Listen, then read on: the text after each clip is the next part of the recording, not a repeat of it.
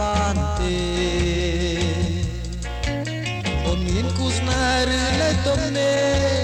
ព្រោះបងលួងគូស្នេហ៍អូនយូរហើយបងចង់ដឹងនៅចំឡើ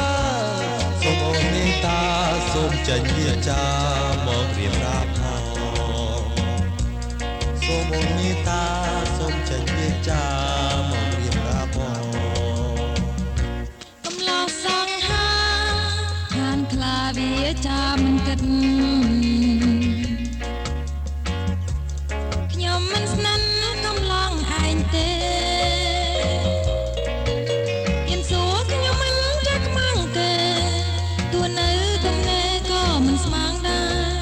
ប្រខូចមិនស្នេហ៍នាំតែអំពើនាំចិនកងវល់នាំតែខ្វាយខ្វល់ដល់ក្នុងអារម្មណ៍